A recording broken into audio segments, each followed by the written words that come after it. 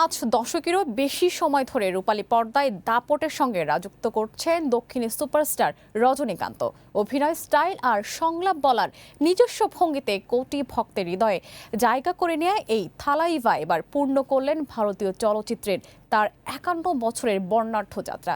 গত 15 আগস্ট চলচ্চিত্র অঙ্গনের সহকর্মী ও কলা কুশলীদের নিয়ে কেক কেটে বিশেষ এই মাইলফলক উদযাপন করেছেন বর্ষিয়ান এই অভিনেতা।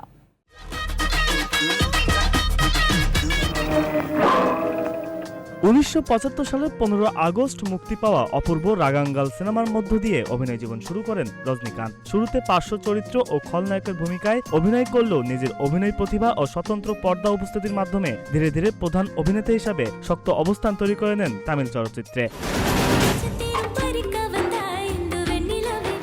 দীর্ঘ ক্যারিয়ারে রজনীকান্ত শুধু তামিল নয়, তেলেগু, কন্নড়, হিন্দি ও ইংরেজি ভাষার চলচ্চিত্রেও অভিনয় করেছেন। সময়ের সঙ্গে তিনি পরিণত হয়েছেন ভারতীয় চলচ্চিত্রের অন্যতম প্রভাবশালী ও জনপ্রিয় তারকায়। তার অভিনীত সিনেমা, সংলাপ এবং অভিনয়ের নিজস্ব স্টাইল আজও দর্শকদের মধ্যে ব্যাপক জনপ্রিয়।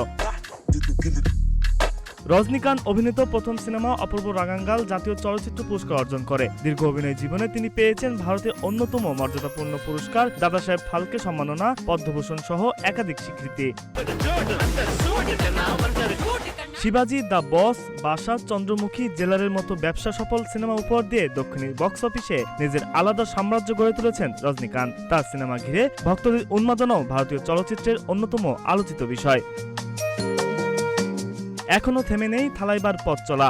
বর্তমানে ধর্মন সিনেমার শুটিং নিয়ে ব্যস্ত সময় পার করছেন রজনীকান্ত। অসৎ মারিমুথু পরিচালিত সিনেমাটি তার ক্যারিয়ারের 173তম চলচ্চিত্র, অর্থাৎ 51 বছর পেরিয়েও অভিনয়ের মঞ্চে সমান সক্রিয় এই তারকা। 5 দশকের অভিজ্ঞতা আর জনপ্রিয়তাকে সঙ্গী করে রজনীকান্তের চলচ্চিত্র যাত্রা যে এখনো দর্শকদের আগ্রহের কেন্দ্রে, তারই প্রমাণ নতুন এই সিনেমা।